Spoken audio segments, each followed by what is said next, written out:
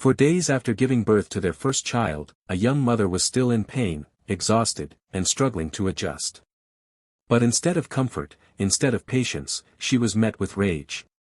What followed inside that house was an act so brutal, so shocking, that it left their newborn child motherless, and the community questioning how love can turn into savagery overnight. The darkest crimes don't come from strangers lurking in the shadows but from the people closest to us, the ones we trust with our lives. This story forces us to ask, how fragile is trust in marriage, and how much damage can entitlement cause when it grows unchecked?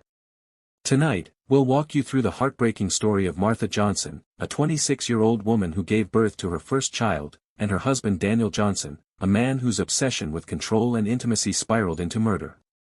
Before we begin, if you're new here, welcome to our channel where we uncover the darkest true crime stories, stories that reveal the human side of tragedy and the lessons left behind. If you enjoy detailed storytelling that dives deep into the psychology, emotions, and chain of events, make sure to like this video, subscribe, and hit the notification bell so you don't miss our next story. Now, let's begin. They were the couple everyone envied. At least, that's how it looked from the outside. When Daniel Johnson first met Martha Williams at a Sunday church service in the heart of Dallas, it was as if the entire congregation noticed. He was 32, broad-shouldered, with the kind of presence that made people step aside when he walked into a room. He dressed sharply, pressed shirts, clean shoes, a silver wristwatch that glinted under the sun. To the women in the church, he seemed like the perfect catch, hard-working, masculine, God-fearing. Martha, only 26 at the time, was his opposite in so many ways. Quiet. Soft-spoken. She had a gentle smile that seemed to calm everyone she spoke to. She wore simple floral dresses, nothing flashy, and kept her hair neatly tied back most Sundays. Martha wasn't the loudest person in the room, but she had a way of making people feel seen. And when their paths crossed, people whispered, "Now that's a match made in heaven." Daniel pursued her with determination. He sent flowers, called her every morning, and even attended the women's Bible study just to catch a glimpse of her. Friends teased Martha about how lucky she was. "Girl, he's handsome, he's stable, and he clearly adores you," her best friend, Carla, would say. And Martha, blushing, would shrug. "He's attentive." She didn't admit it then, but his attention was overwhelming at times. Still, she mistook it for love. Within 6 months, Daniel proposed with a glittering diamond ring. The engagement party was lavish. Everyone from the church attended. Daniel made a speech about how Martha was his angel sent from God. It was the kind of love story people admired. At least, that's what it looked like. After the wedding, Martha moved into Daniel's suburban home. It was a 2-story brick house with a freshly painted white fence, the kind of home people dreamed of raising children in. Neighbors would wave as the Johnsons walked hand in hand down the street. On the surface, things looked perfect. Martha decorated the house with potted plants and soft curtains, while Daniel handled the finances. They went to Sunday service together, smiling in the pews. But behind those closed doors, cracks began to show. Daniel wasn't the easygoing man Martha thought he was. He was controlling. At first, it came as little comments. "Don't wear that dress, it's too tight. Why are you talking so much to that man from church? Why do you always want to visit your parents? Don't you love being here with me?" At first, Martha brushed it off. She told herself, "He just loves me too much. That's all." But love should never feel like a leash. The control grew more obvious with time. Daniel wanted her home whenever he came back from work. He wanted meals on the table by 7 p.m. sharp. If Martha was late, even by 10 minutes, he'd sigh loudly, shake his head, and mutter, "You can't even do this one thing right." Still, when they were out in public, he was charming. He held her hand, pulled out her chair, kissed her forehead. To outsiders, Daniel looked like the perfect husband. And Martha? She played along. Because who would believe her if she said she was unhappy? Who would believe that the man who led prayers in church was the same man who criticized her at home? Things shifted again when Martha became pregnant. The news should have been joyful, and in many ways, it was. Martha cried tears of happiness when she found out. She couldn't wait to be a mother. She pictured herself holding a little baby in her arms, rocking them to sleep, whispering lullabies. But Daniel's reaction wasn't quite the same. He smiled at first, hugged her tightly, but within days, his tone shifted. "Don't let yourself go, Martha. Just because you're pregnant doesn't mean you can start looking sloppy." When Martha suffered morning sickness and couldn't cook, Daniel grew irritated. "You're overreacting. Women have been giving birth for centuries. Stop acting like you're the first one." Still, Martha endured. She wanted to believe that once the baby arrived, things would get better. Maybe he was just stressed. Maybe fatherhood would soften him. That hope carried her through the long months of swollen feet, sleepless nights, and countless doctor's appointments. But here's the thing about appearances, they deceive. To the neighbors, Martha and Daniel were the golden couple. They had the house, the stability, and soon, a baby on the way. Friends at church admired how Daniel always had his arm around Martha. They whispered about how lucky she was to have a man so devoted. But behind closed doors, Martha's smile was beginning to fade. She was tired. Not just from the pregnancy, but from walking on eggshells around the man she married. One evening, as Martha folded baby clothes in the nursery, she confided in her sister, Angela, over the phone. "Sometimes I feel like I can't breathe around him," Martha whispered. Angela paused. "What do you mean?" He loves me, I know he does. But sometimes I think, maybe it's too much. Like if I don't do things exactly the way he wants, he gets angry. And now, with the baby coming, I just..." Her voice trailed off. Angela pressed gently, "Martha, are you safe?" Martha laughed nervously. Of course. I'm fine. Just emotional, you know. Pregnancy hormones." But even as she said it, she didn't believe her own words. By the time Martha went into labor, the foundation of their marriage was already cracked. But no one else saw it. No one noticed the warning signs, the subtle control, the dismissive comments, the flashes of anger. To the world, they were the couple everyone envied. But envy blinds. And in this case, envy kept people from seeing the storm that was brewing behind those polished walls. Because what came next would shatter everything. The day finally came. It was a chilly Friday morning when Martha felt the first contractions. She had just finished folding a small basket of baby clothes, tiny socks, pastel onesies, and soft blankets her mother had sewn for her, when a sharp wave of pain seized her body. She gripped the edge of the bed, breathless. "Daniel," she called, her voice trembling. "It's happening." Daniel rushed in, keys already in his hand. But instead of excitement, there was irritation etched across his face. "Are you sure? We still had 2 weeks." Martha, pale and shaking, nodded. "The contractions, they're close." With reluctance, Daniel helped her into the car, muttering under his breath about how inconvenient the timing was. For Martha, though, the world blurred. Pain rippled through her body in waves so strong she could barely breathe. At the hospital, nurses bustled around, guiding Martha into the delivery room. They offered words of encouragement, squeezing her hands, wiping her forehead with cool cloths. But Daniel stood in the corner, arms crossed. He checked his watch, sighed loudly, and asked a nurse, "How long is this going to take?" The nurse shot him a sharp look. "As long as it takes. Your wife is bringing your child into the world."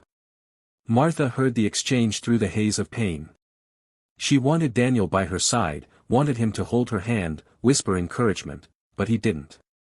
He hovered, impatient, as though the miracle of birth was an inconvenience. Hours stretched into the night. Martha screamed, cried, pushed with every ounce of strength. And finally, after what felt like an eternity, her daughter was born. A healthy, wailing baby girl. When the nurse laid the baby on her chest, Martha wept. Tears streamed down her face as she whispered, "Clara. My little Clara." The baby's cries softened as if she recognized her mother's heartbeat. In that moment, Martha forgot the pain, the exhaustion, even Daniel's coldness. She felt something powerful, an unconditional love so fierce it made her chest ache. Daniel approached reluctantly. He peered at the newborn, his lips tightening. "A girl?" he asked flatly. Martha looked up, surprised. "Yes, isn't she beautiful?" Daniel forced a smile, though his eyes carried disappointment. "Yeah. She's fine." Martha held Clara closer, as if shielding her from that disapproval. 2 days later, they brought Clara home. The nursery Martha had prepared was painted in soft lavender with plush toys neatly arranged on the shelves. A rocking chair sat by the window, ready for long nights of lullabies. Martha lowered Clara gently into her crib, humming softly. Her body was sore, her stitches pulled with every movement, but she didn't complain. All she cared about was Clara's tiny breaths, the way her little fists clenched, the peaceful sighs she made when she slept. But Daniel's attitude shifted almost immediately. He expected life to return to normal, meals ready, house clean, his needs met. He didn't understand the exhaustion that draped over Martha like a heavy blanket. He didn't understand that even sitting down felt like her body was tearing apart. On their first night home, Martha tried to explain. "Daniel, I need time to heal. My body, it's still in pain." He scoffed, sitting on the edge of the bed. "Women give birth every day. You'll be fine. Don't make it bigger than it is." Martha turned her face away, tears stinging her eyes. She wanted to scream, "Don't you see me? Don't you see how hard this is?" But instead, she swallowed her words. By the 4th day, Clara's cries filled the house day and night. Martha hadn't slept for more than 2 hours at a time. Her body ached, her breasts were sore from nursing, and she moved with the slow, heavy steps of someone running on empty. That evening, as she sat in the rocking chair nursing Clara, Daniel appeared in the doorway. His expression was unreadable. "Put her down," he said. Martha looked up, confused. "Why?" "Because I need you." Her heart sank. She knew what he meant. She shook her head gently. "Daniel. I can't. I'm still healing. The doctor said 6 weeks." His face darkened instantly. 6 weeks. That's ridiculous. You're my wife. I have needs. Martha's voice trembled. "Please understand. I just had Clara. My body, it's not ready."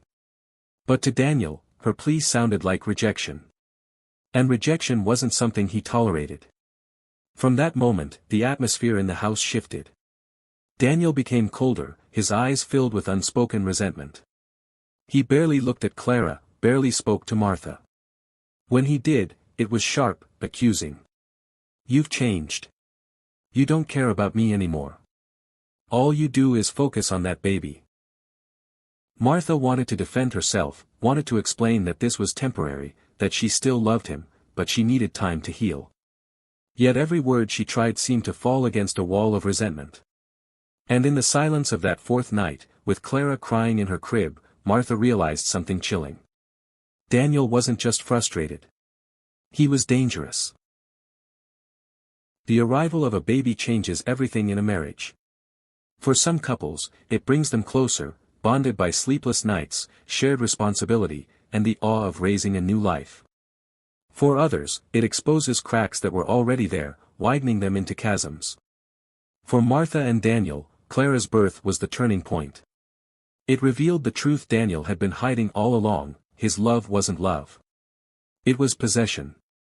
And possessions, when they resist, are punished. Martha didn't know it yet, but her pleas for patience and understanding had signed her death sentence. The house was quiet, too quiet. But not the kind of peaceful quiet you dream about.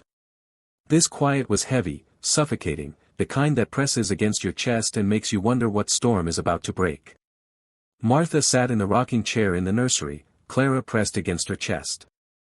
The baby's soft breaths tickled her collarbone, her tiny hand clutched around the loose threads of her mother's gown.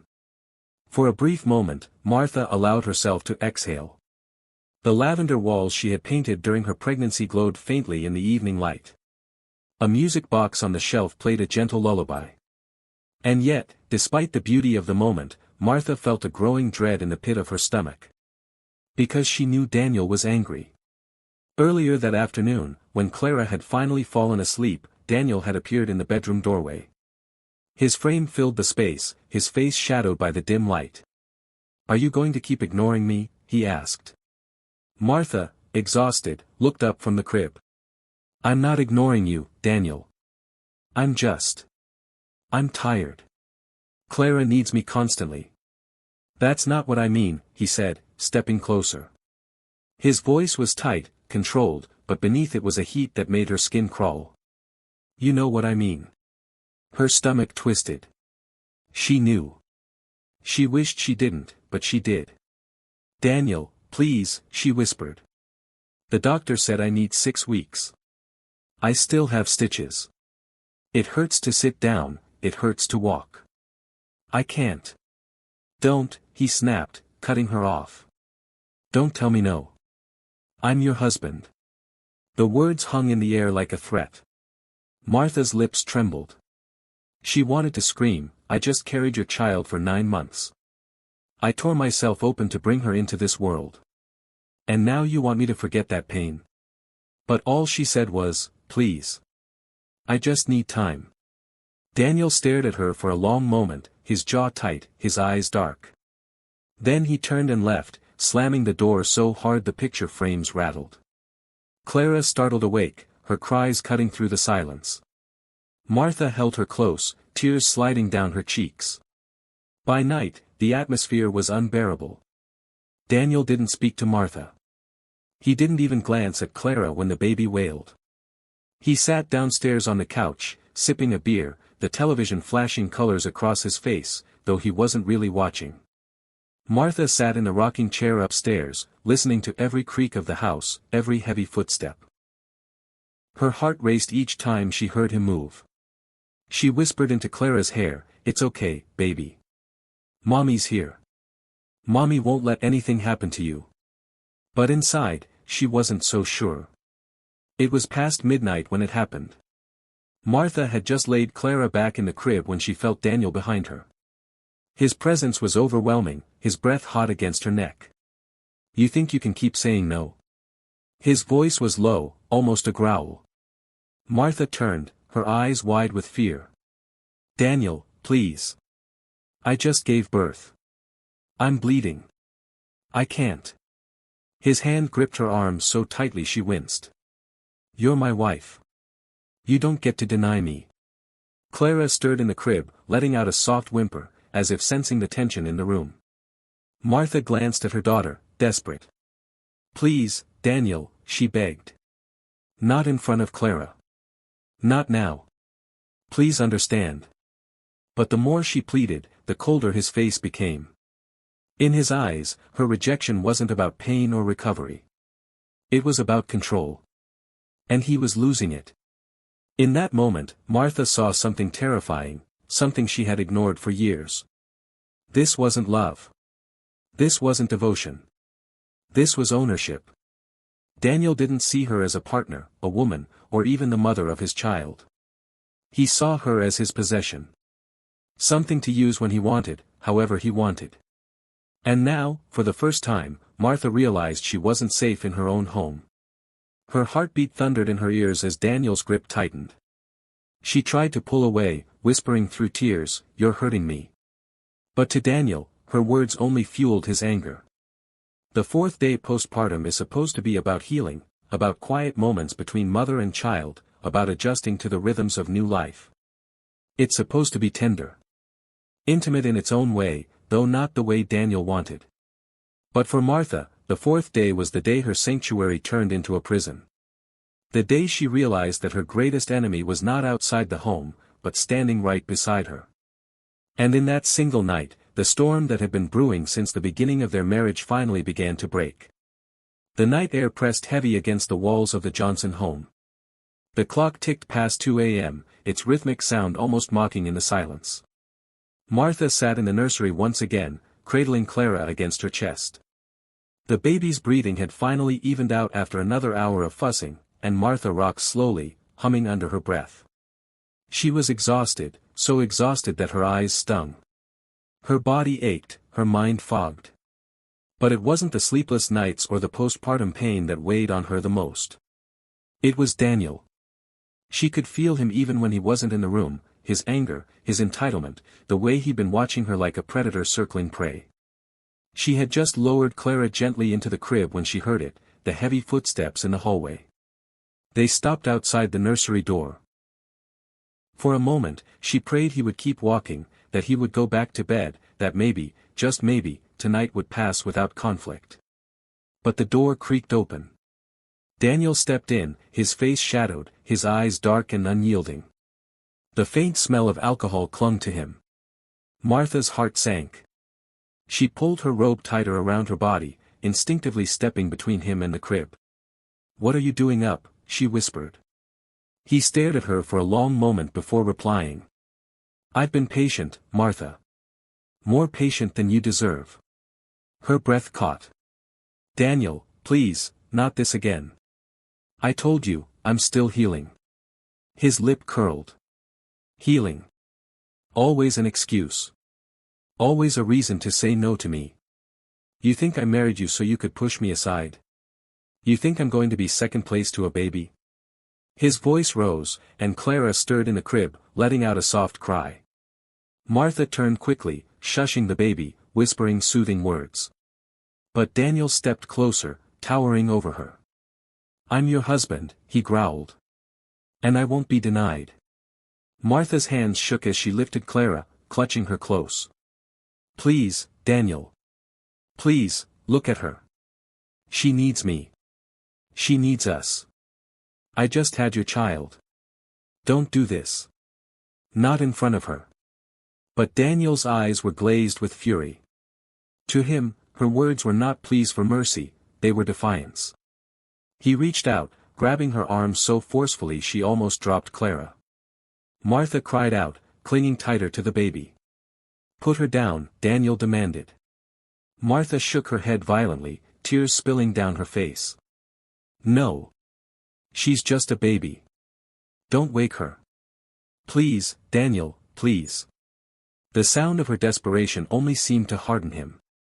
His grip tightened until she whimpered. "I said put her down." With trembling hands, Martha placed Clara gently back into the crib. The baby began to cry louder, her tiny wails piercing through the tension. Martha turned back just in time for Daniel to shove her against the wall. The impact rattled the framed picture of their wedding day, causing it to fall and shatter across the floor. The sound echoed through the small nursery. Martha gasped, the wind knocked out of her. "Daniel, stop. Please." But reason was gone. Patience was gone. What stood before her now was not a husband, not a father, but something darker, an anger so consuming it drowned out everything else. He struck her, his open palm cracking across her cheek. She staggered, clutching the dresser for balance. Her eyes filled with terror. "I just gave you a daughter. I risked my life for her, for you. Why are you doing this?" But Daniel wasn't listening. He didn't hear her pain. He didn't see her fear. All he saw was rejection, and rejection meant humiliation. It happened fast and yet stretched into eternity. Daniel's hands wrapped around her throat, pressing her against the wall. Martha clawed at his arms, gasping for air, her eyes wide with terror. Clara's cries grew louder, filling the room with a desperate, helpless soundtrack. Martha kicked, struggled, whispered broken pleas between choking breaths. "Please. Daniel, stop. I love you." But the tighter she fought, the harder his grip became. His face twisted with rage, veins bulging in his neck, sweat dripping from his forehead. And then, her body went slack. Her hands fell to her sides. Her eyes fluttered, the light fading. Daniel held her there for a moment longer, his chest heaving, until the reality of what he had done sank in. The silence that followed was unbearable. Only Clara's cries remained, echoing in the nursery like a cruel reminder of what he had destroyed. Daniel stepped back, staring at Martha's lifeless body crumpled on the floor. For the first time, the mask cracked. His breaths came in sharp, uneven gasps. His hands trembled as he looked down at her, as if trying to convince himself it wasn't real. But it was real. He had killed her. And 4 days after bringing life into the world, Martha's life was stolen, by the man who swore to love and protect her. This was the breaking point. The moment all the control, all the entitlement, all the suppressed anger erupted into irreversible tragedy. It wasn't sudden. It wasn't random. It was years of unchecked power, years of quiet suffering, years of Martha's pleas dismissed as hormones or excuses. And in the end, it all came crashing down, not just on Martha, but on the tiny newborn who would grow up never knowing her mother's embrace. When it was over, she lay motionless. The house, once filled with a newborn's soft cries and the warmth of a young family, now stood in eerie silence. Daniel stared at what he had done, his chest heaving. For the first time, his anger faltered, replaced by cold dread. For a few hours, Daniel tried to maintain composure. He wiped his hands, adjusted Martha's body, and muttered to himself that he could explain it away. But there was one sound he couldn't silence, the baby crying from the nursery. That sound pierced him, not with guilt, but with irritation. He stormed into the nursery, glaring down at the tiny child who had no idea she had just lost her mother. "Your mother did this," he whispered bitterly, as though shifting blame onto an infant. But he didn't know the walls of truth were already closing in. By morning, neighbors grew concerned. Martha's sister, Angela, had tried calling repeatedly but got no response. When Daniel finally picked up, his voice was strained. "She's resting," he said flatly. But Angela's instincts told her otherwise. She came to the house unannounced.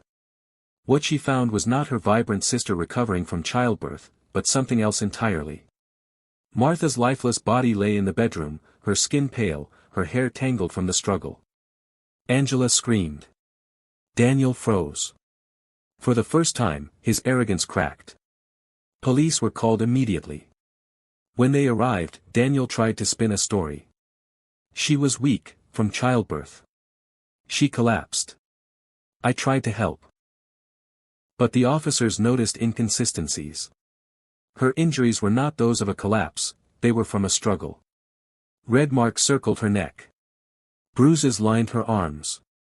The room itself bore signs of chaos. Angela, furious and heartbroken, pointed at Daniel. He did this. He couldn't stand her saying no to him. He killed her.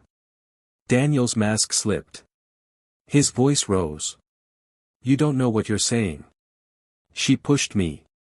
She, but his words tangled into a confession without realizing. The officers restrained him, cuffing his hands behind his back. The baby's cries filled the house again as Daniel was led out, neighbors standing at their doors, whispering in disbelief. The courtroom months later was thick with grief.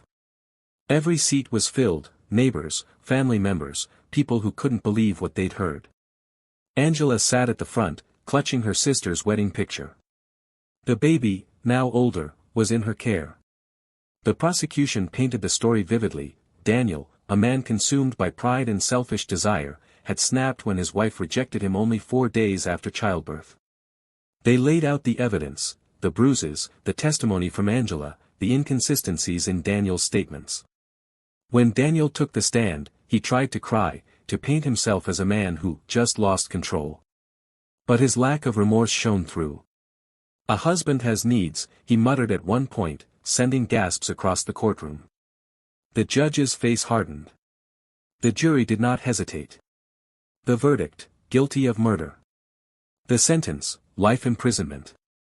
This was not just the climax of Martha's tragic story, it was the shattering of a lie Daniel had told himself. He believed his pride mattered more than her pain. He believed rejection was humiliation.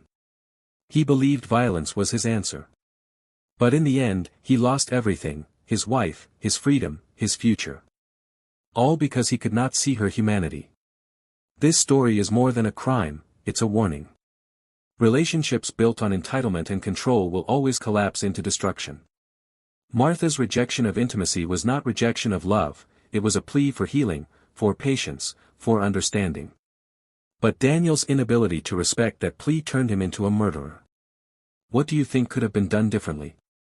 Do you believe Daniel showed signs of danger long before the murder, and could Martha have been saved if someone intervened earlier? If you found this story powerful and heartbreaking, don't forget to like this video, subscribe to the channel, and hit the notification bell so you'll never miss another story like this. Share this video to spread awareness about the importance of compassion, respect, and boundaries in relationships. And as always, stay safe, stay aware, and remember, sometimes the people who seem closest can carry the darkest secrets.